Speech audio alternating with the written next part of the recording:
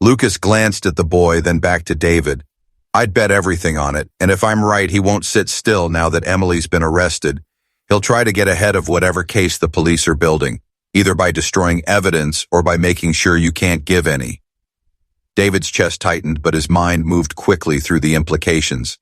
If Brandon had been in his building, he might have already left behind surveillance devices, accessed files, spoken to employees. Trust, in David's world, had always been a calculated risk. But now even his own company felt like a place where enemies might be hiding in plain sight. Lucas pushed a second folder toward him.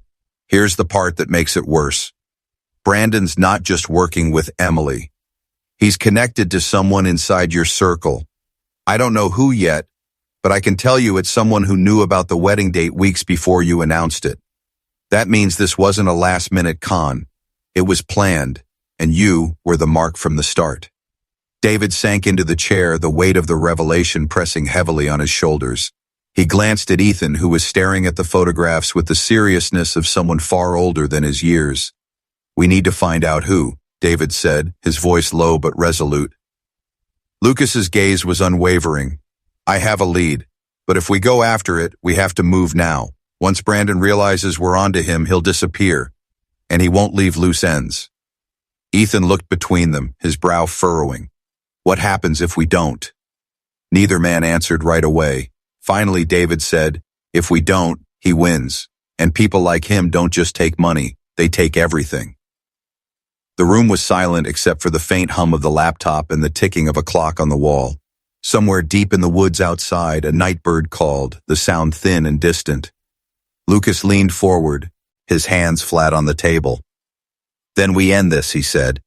Tonight, the trap at midnight. The woods around the cabin were steeped in darkness by the time the plan was set.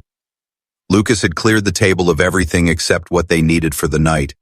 2 small recording devices, a folder of incriminating photographs, and a burner phone linked to an untraceable number.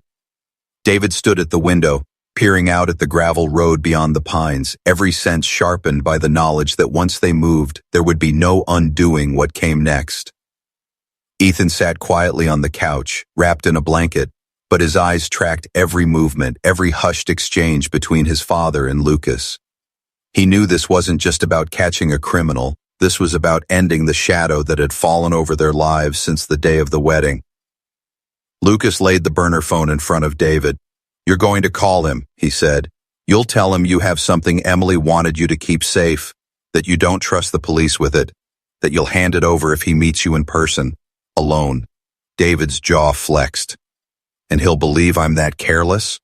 Lucas gave a small, humorless smile. Brandon's arrogance is his weakness.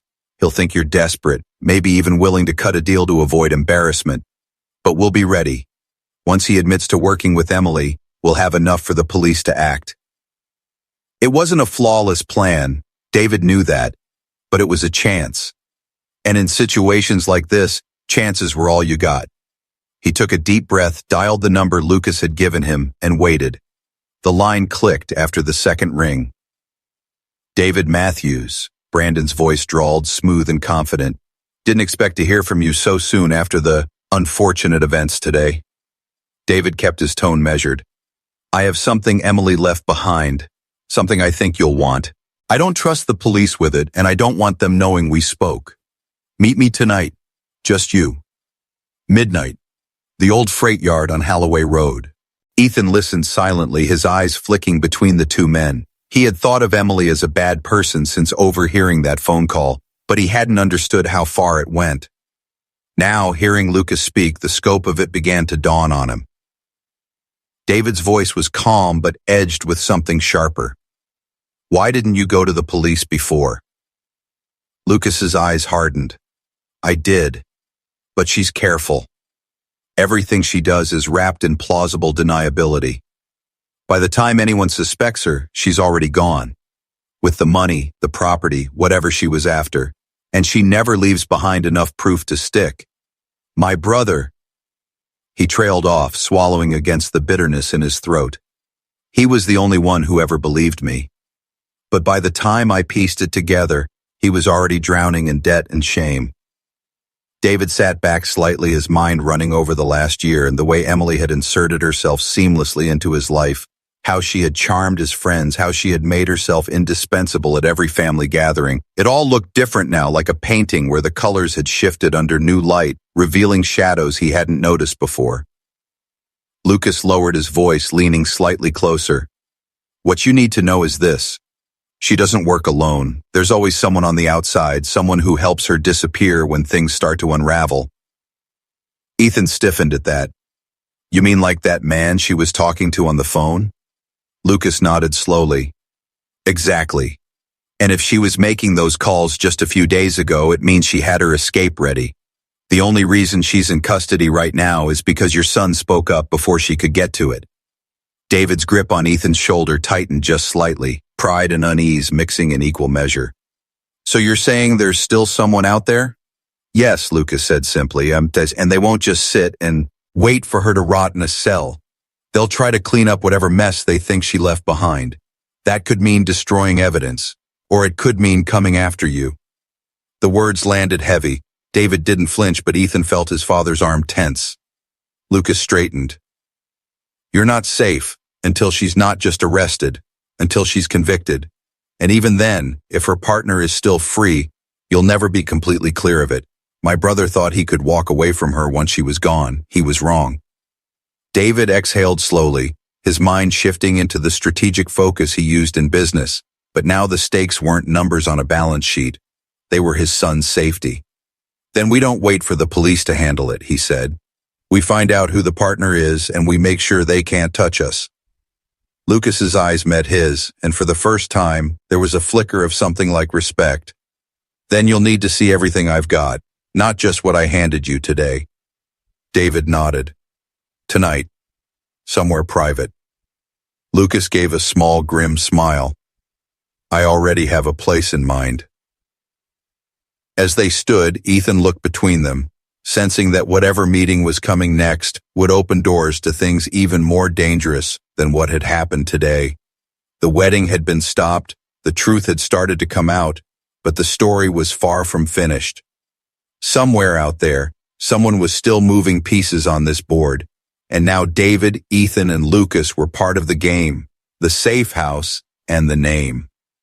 By the time the last guests had been ushered from the chapel and the police vehicles rolled away, the sun had begun to slide low in the sky, bleeding gold and crimson light across the parking lot. David didn't bother changing out of his tuxedo. The fabric still carried the faint scent of flowers and the weight of a day that had shifted from joy to suspicion in the span of a HAT somebody's heartbeat.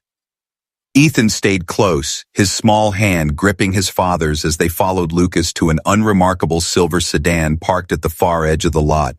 With a sharp, almost reluctant shove, she released Ethan, who stumbled backward into David's arms. David held his son tightly, his heart pounding with the realization of how close he had come to losing him. Not just to danger, but to the slow, quiet erosion of trust if this marriage had gone ahead.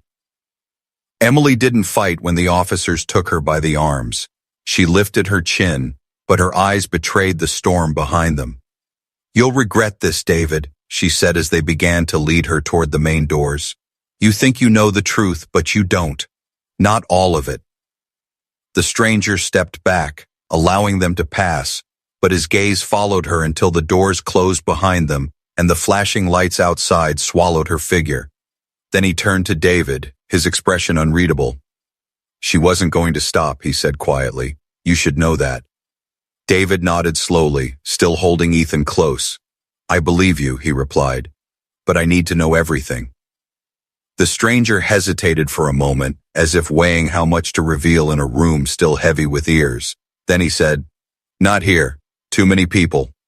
But I'll tell you what I can, because she's not the only one you need to be worried about. That final sentence sent a fresh wave of unease rippling through David. And Ethan, who had thought the worst was over, felt his stomach tighten again. Whatever this was, it wasn't finished. Shadows behind the truth. The chapel had fallen into an uneasy quiet after Emily was led away in handcuffs. The guests were still seated, though some whispered in clusters, their eyes darting toward David, Ethan, and the stranger as if the three of them were now the center of a living crime drama. The floral arrangements still stood in neat, fragrant rows. The altar still glowed under the afternoon light, but the sense of celebration had been stripped bare.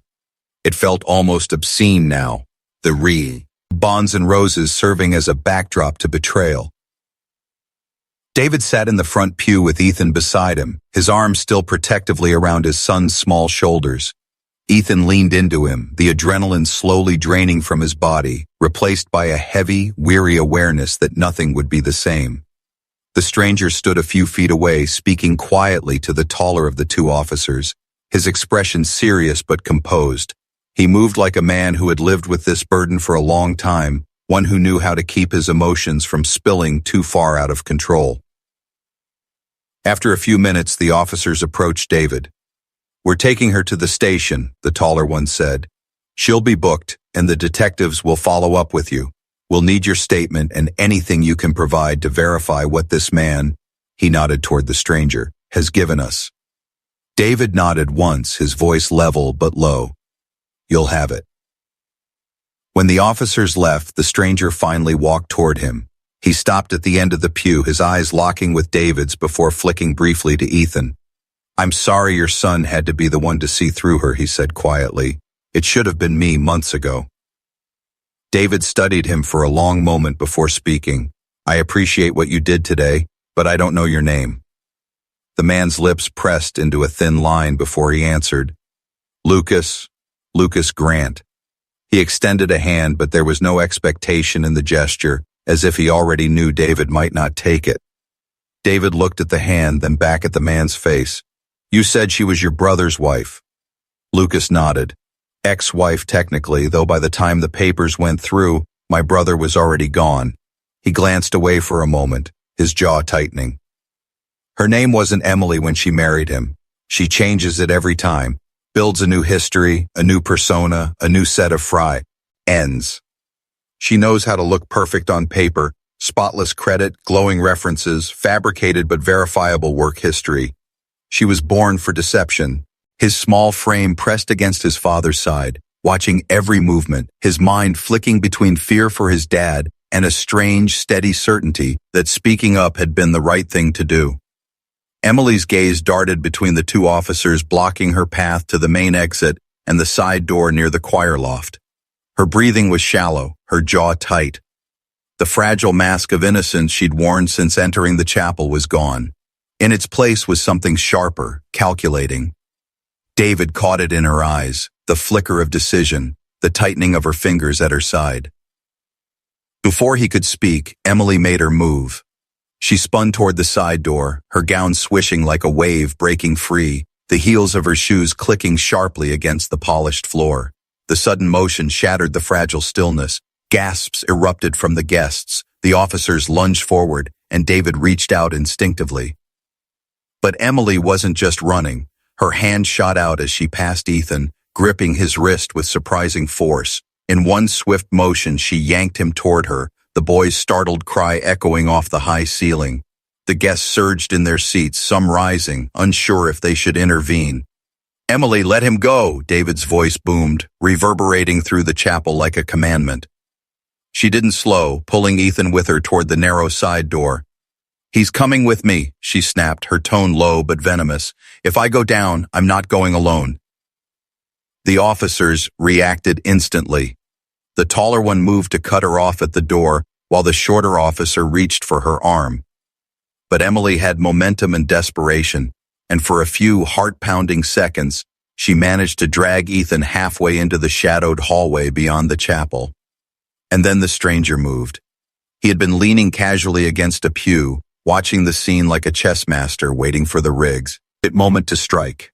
Now, with a speed that startled even the officers, he closed the distance to the side door, his hand gripping the frame as he blocked her path.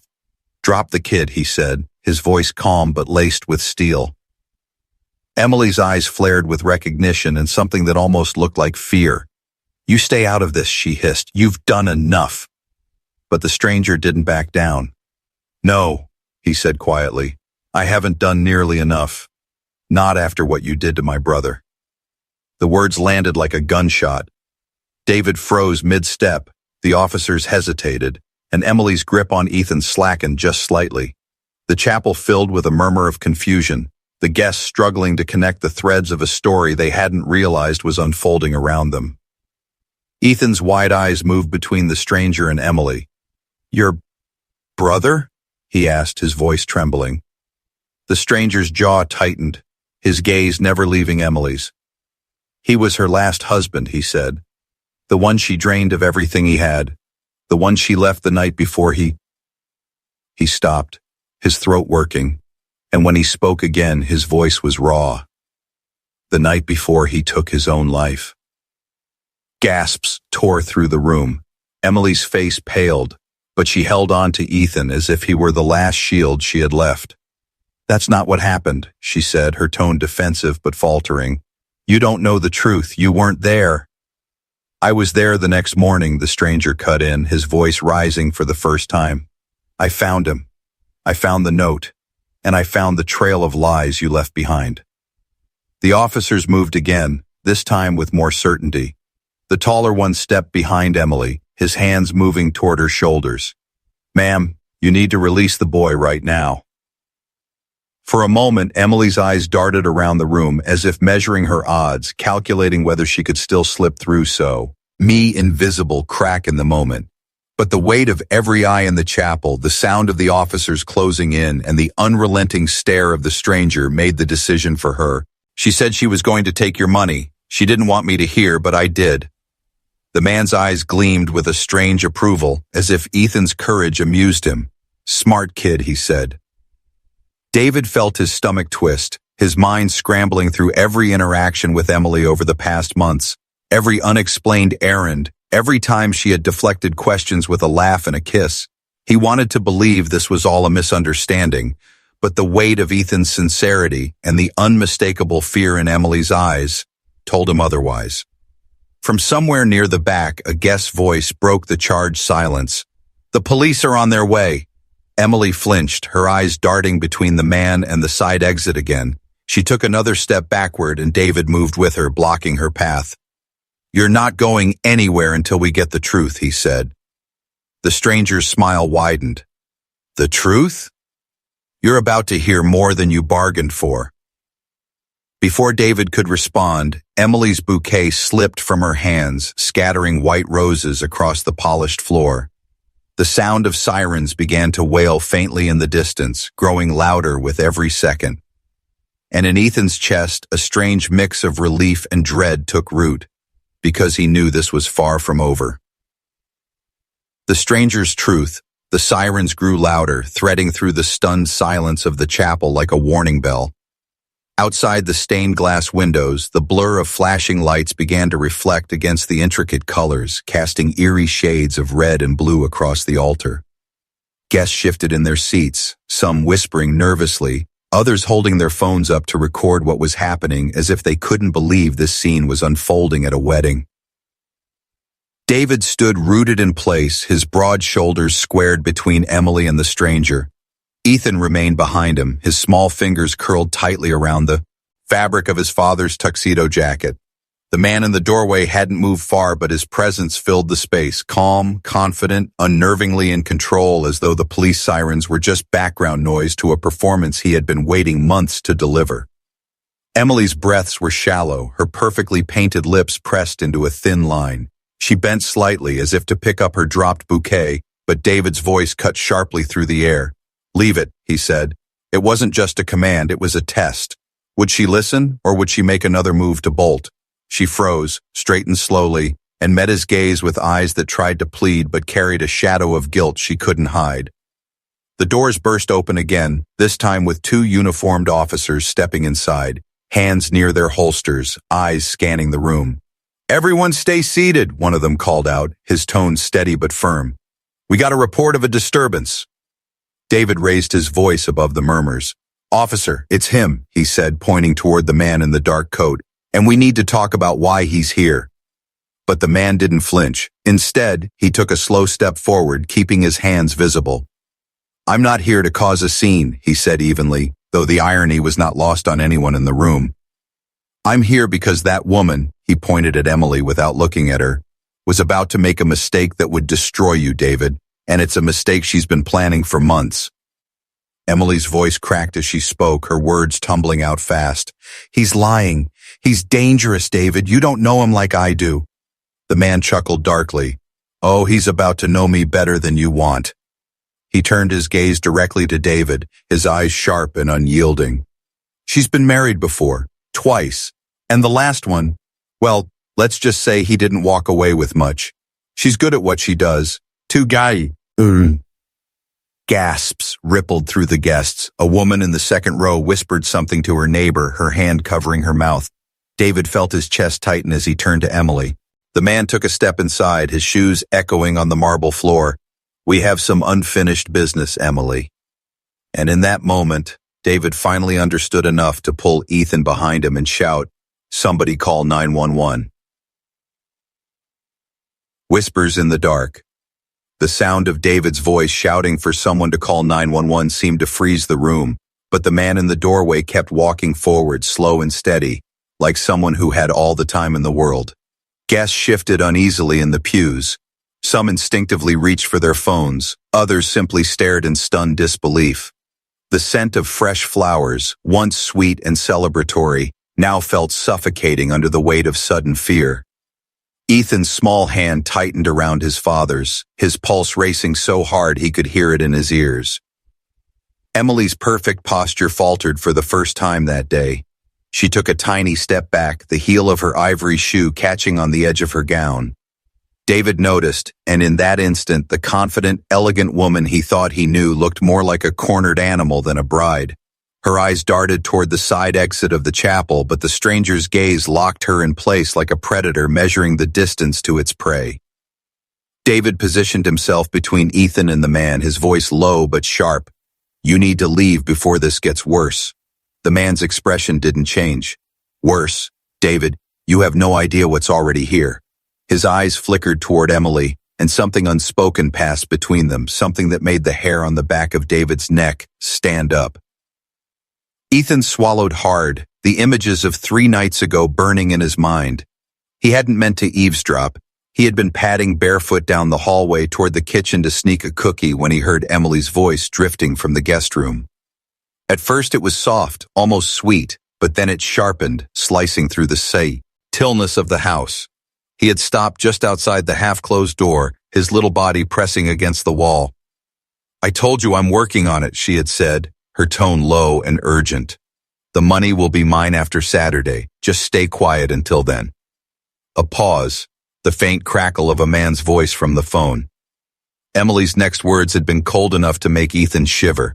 I don't care what you have to do. Just don't show up. If he finds out before the vows, it's over. At the time, Ethan had backed away, his heart thudding. He didn't understand everything, but he understood enough. She wasn't marrying his dad for love. She was planning something bad, something that would hurt his father. And Ethan had promised himself right then that he wouldn't let it happen. Back in the present, David could feel his son trembling, and his protective instinct flared so strongly that he barely registered the guests starting to murmur among themselves. Ethan, he said without looking away from the man, stay behind me. Emily's voice broke through, brittle and defensive. David, listen to me. This is a mistake. That man is nothing to me. He's lying. The stranger let out a quiet, humorless laugh. Nothing to you? That's rich. You called me less than 72 hours ago, begging me to give you more time. His eyes slid to Ethan, then back to Emily. You didn't mention the boy in your little scheme. A wave of whispers rippled through the room. Cameras from guests' phones began to rise, and the tension multiplied as the world outside the chapel seemed to close in. David's jaw tightened. He had been blindsided before in business negotiations, but nothing compared to this, being caught between the woman he was about to marry and the son he would die to protect. Emily's composure cracked further. David, please don't believe him. He's dangerous. He's trying to ruin us. Then stepped forward just enough for his voice to carry, though his father's arm remained a protective barrier. Dad, he's not lying. I heard her on the phone. The boy at the aisle. The church was dressed in white. White flowers, white ribbons, white lace draped across pews, the kind of perfection you see in glossy wedding magazines, the kind of perfection 8-year-old Ethan Matthews couldn't trust anymore. He stood halfway down the aisle, clutching the small velvet pillow that carried the rings. His black suit felt heavy on his shoulders, his bow tie choking him. To everyone else, he looked like an adorable ring bearer.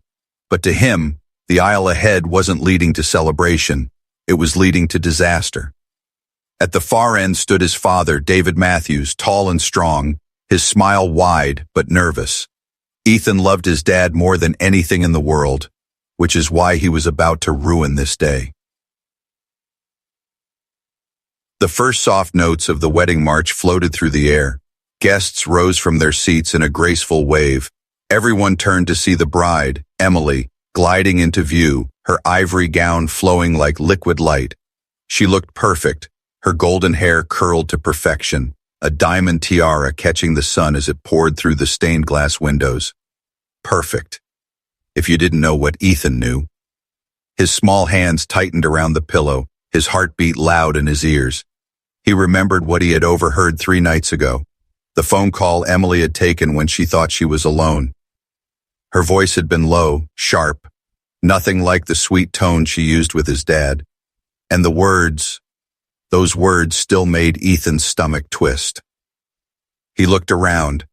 Every face in the chapel was glowing with joy. His grandmother dabbing tears, his dad's friends grinning, the pastor standing ready to bind their lives together. None of them knew the truth. Emily reached halfway down the aisle. She caught his eye and smiled. But to Ethan, it wasn't a warm smile. It was a warning. And that's when Ethan realized he had no more time. He stepped forward, his voice louder than he expected, cutting through the music. "Stop the wedding!" Gasps rippled through the chapel. The music crashed to silence. All eyes turned to the boy standing in the middle of the aisle, his small chest rising and falling. David's brow furrowed. "Ethan, what?" "It's about her," Ethan said, pointing straight at Emily. His voice shook, but he didn't lower it. "She's lying to you, and if you marry her, something bad is going to happen." Emily's smile froze. "Ethan, sweetheart, don't sweetheart me." His voice cracked, but the fire in it didn't. "Tell him the truth. Tell him about the man you called. Tell him about the money." The room went still. David's eyes darted between his son and his bride. "What is he talking about?" Emily's hand clutched her bouquet tighter. He's confused." "I'm not confused," Ethan shouted. "Dad, she's not who she says she is. Please, you have to believe me." Silence. Only the sound of the stained glass windows rattling faintly in the summer wind. David took a step forward, his voice low. "Ethan, what exactly did you hear?" Before Ethan could answer, Emily moved, fast.